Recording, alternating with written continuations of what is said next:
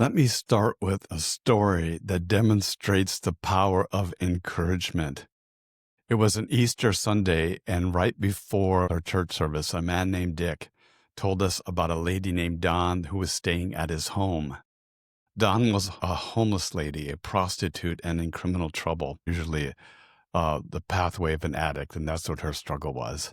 Dick invited her to church that day, and she said she was too sinful, that even God wouldn't want her.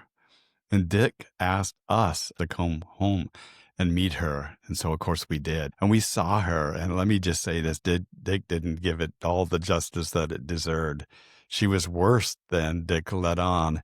She was about 90 pounds, just emaciated. And she had literally grooves cut in her wrist from the many suicide attempts, even some recent ones. And as we talked to her, the thing that became evident right away is her shame and pain was just strong on her.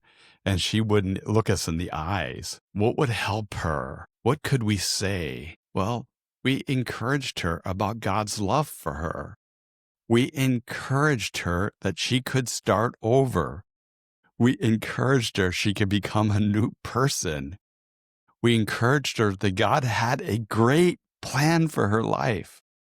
We told her that Jesus had a path for her, that it wouldn't be easy because she would have to trust his love for her more than her feelings while she was fighting to get free.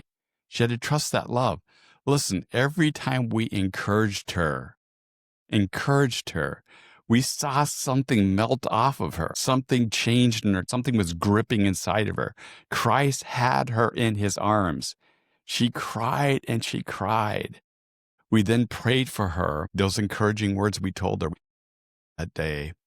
Then she started attending our church and our Bible studies. And then one week, she came to me after the service and she gave me this silver ring. This silver ring, she gave this to me.